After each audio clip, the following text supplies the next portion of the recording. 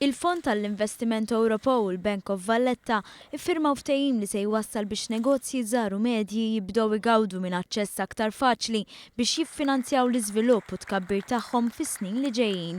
Dan parti mill-inizjattiva l-SMEs li qed issir b'ħidma konġunta bejn il-Kummissjoni Ewropea, il-Grupp tal-Bank għall-Investiment Ewropew u l-Gvern Malti. Hemm 60 miljun euro disponibbli, ammont li minnu huwa stmat li se jibbenefikaw aktar minn 800 negozju Malti. 2 miljun euro minn dan l-ammont se jkunu ddedikati għall-innovazzjoni.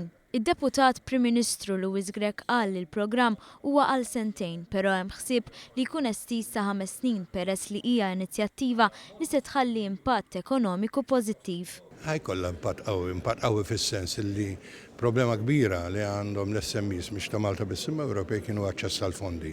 Jekk minnhom ma jkollhomx aċċess għall fondi allura la jistgħu jkabru l-intrapriża tagħhom, la jista' jkun hemm intrapriżi ġodda.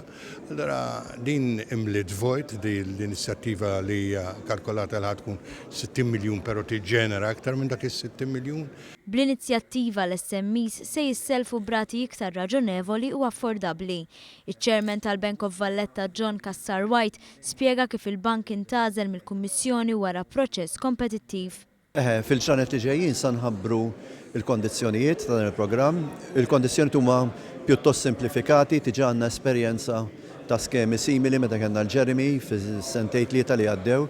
U naturalment irridu nagħmluha kemm jista' jkun faċli għal intreprenditori żgħar li jkollhom idejat tajbin li jistgħu jibdluhom dawn f'attività ekonomika joħolqu l-ġid ekonomiku u anki joħolqu l-impjiegi.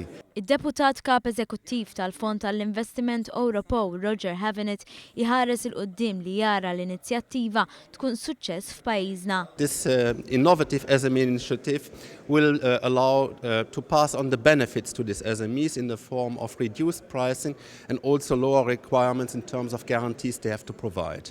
So we are very confident we will be able to reach out to more than 800 SMEs here and provide them access to finance in Malta. Malta kienet it-tieni pajjiż wara Spanja li daħlet għal din l-inizjattiva. L-inizjattiva SME maħsuba li terġa' ġġib lura fiduċja f'istituzzjonijiet Ewropej.